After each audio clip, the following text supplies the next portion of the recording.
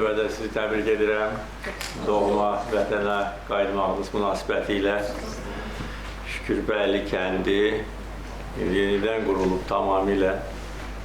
Bildiyiniz kimi işğal dövründə Ermənistan dövləti bu kəndi tamamilə dağıtmışdır. Bir dənə də salamat bina qalmamışdır. Mənim keçmiş köçkünlərlə işğal dövründə çox sayılı görüşlərim zamanı hər zaman deyirdim ki, biz torpaqları azad edəndən sonra bütün şəhər kəndləri quracağıq, daha gözəl vəziyyətə onları gətirəcək. Bugün Şükürbəyli kəndinin timsalında bunu görürük. Kənd çox müasirdir, bütün şərait var, yaşamaq, çalışmaq, təhsil almaq üçün həm məktəb, musiqi məktəbi, 2 uşaq bağçası, tibb məntəqəsi, əlbəttə ki, gözəl, yaraşıqlı evlər ki, burada siz Şükürbəyli kəndinin sakinləri rahat yaşayasınız. Uzun illər ərzində işğal altında olub bu torpaqlar, Ermənistan dövləti Azərbaycan xalqının irsini bu ərazidən tamamilə silmək istəmişdir. Ancaq buna nail olmamışdır. Baxmayaraq ki, şəhər və kəndlərimiz viran qoyulub, Azərbaycan xalqının tarixi yaddaşı heç vaxt silinməmişdir. Bilirəm ki, siz və bütün keçmiş köçkünlər bir arzu ilə yaşamısınız ki, öz doğma torpaqlarınıza qayıtmaq arzusu ilə. Bəziləriniz dövlət xətti ilə verilmiş evlərdə məskunlaşmışsınız, Biləsuvar rayonunda. Bəziləriniz özünüz üçün hansısa şərait qurmusunuz. Amma əlbəttə ki, doğma torpaq, doğma vətən hər şeydən daha əzizdir. Və bugün çox gözəl bir gündür, tarixi bir gündür.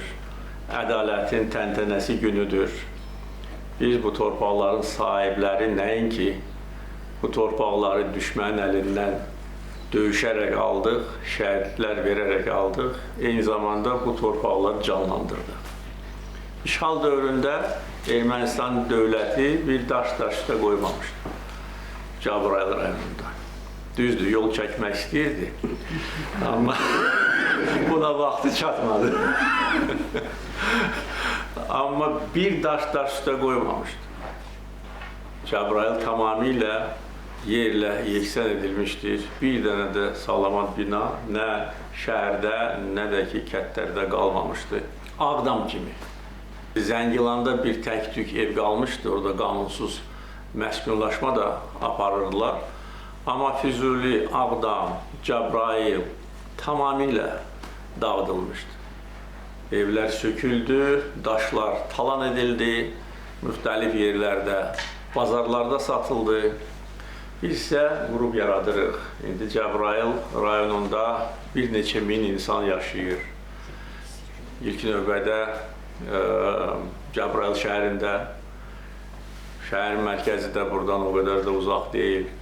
Ondan sonra Xorovlu kəndində, Cocuq Mərcanlıda, o ki, aprel döyüşlərindən sonra biz o kəndi yenidən qurduq. Amma ən çox yaşayan insanlar burada olacaq. Hələlik 635 ev. Amma mənə verilən məlumata görə köçmək, qayıtmaq istəyənlərin sayı daha çoxdur. Hardasa 900-dən çoxdur. Ona görə kəndin ikinci mərhələsini də biz nəzərdə tuturuq. Və əlbəttə ki, yaşayışla əlaqədar, təhsillə bağlı olan məsələlər həll olunduqca məşğulluq məsələləri də həll olunur. Burada da bütün müvafiq göstərişlər verildi. Vətəndaşların məşğulluğunu təmin etmək üçün həm mövcud olan dövlət sektorunda iş yerləri təbii ki, təqdim olunur. Ondan sonra kənd təsərrüfatı ilə məşğul olmaq üçün, xüsusilə heyvandarlıq, bitkiçiliyi ilə. Ondan sonra Cəbrayıl rayonunda sənaye zonası, Araz Vadisi sənaye zonası fəaliyyət göstərir. Orada da böyük sahəni biz nəzərdə tutmuşuq. 200 hektar sahə ayrılıb. O sənaye zonasında indi 20 rezident var. Artıq istehsala da başlamışlar və o daha da böyüyəcək. O da buradan çox da uzaqda deyil. Onu da bildirməliyəm ki, azad edilmiş ərazilərdə biz cəmi 2 sənaye zonası nəzərdə tutmuşuq. Biri Ağdamda, biri də Cəbrayılda. Cəbrayılın ümumiyyətcə gələcəkdə ölkəmiz üçün böyük töhfəsi olacaq. Həm kənd təsərrüfatı nöqteyi nəzərdən, nəqliyyat nöqteyi nəzərdən. İndi köhnə yolu siz yəqin ki, xatırlayırsınız. Sovet vaxtında işğala qədər çox belə ensiz bir yol idi, düz Araz çayının boyunca gedirdi. Onu biz bərpa elədik, amma yeni yol, indi bilmirəm siz onu görmüsünüz yoxsa yox, Zəngəzur dəhlizinin bir hissəsi olan, ta düz Ermənistan sərhədinə gedən 4 zolaqlı yol, yəni bunun standartları da ondan yuxarı yoxdur. Ona görə nəqliyyat məsələləri də burada həll olunur və gələcəkdə Cəbrayıl beynəlxalq nəqliyyat dəhlizi üzərində qurulan şəhər və kəndlər bundan faydalanacaq. Cəbrayılda bizim ən böyük günəş elektrik stansiyaları inşa edilir. 3 stansiya, ümumi gücü 340 megawatt. Yəni bugün 340 megawattlı bütün Qarabağı işıqlandırmaq olar.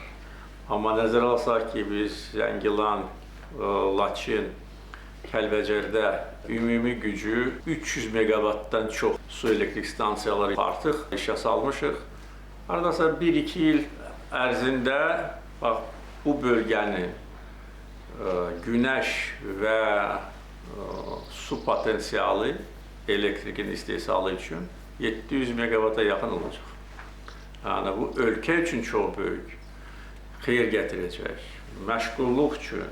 Yəni bütün bax bu azad edilmiş ərazilər ölkəmizin yəni bütün başqa əraziləri ilə bağlanır. Yollarla, hava limanları ilə, elektrik xətlərlə, su xətləri ilə, Xudafərin Qız Qalası su anbarlarının suyundan da istifadə edəcək, orada elektrikdən də istifadə edəcək və beləliklə bir daha bütün dünyaya göstərəcək ki, biz qurub yaradan xalqıq, eyni zamanda döyüşən xalqıq. Bu torpaqları biz qan tökərək qaytarmışıq. Allah bütün şəhidlərimizə rəhmət eləsin. Parlaq qələbə qazanmışıq. Bu qələbənin müasir tarixdə tayı bərabəri yoxdur. Yəqin ki, olmayacaq. Və əbədi biz bu qələbə ilə fəxr etməliyik. Və gənc nəsil də bu ruhda tərbiyə almalıdır. Evlərdə, ailələrdə, məktəblərdə ki, biz müzəffər ölkə, xalq kimi bundan sonra qürurla yaşayaq. Sizi ürəkdən təbrik edirəm. Sizə can sağlığı.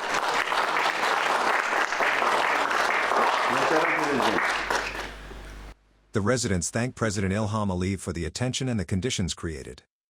The key handover ceremony then took place.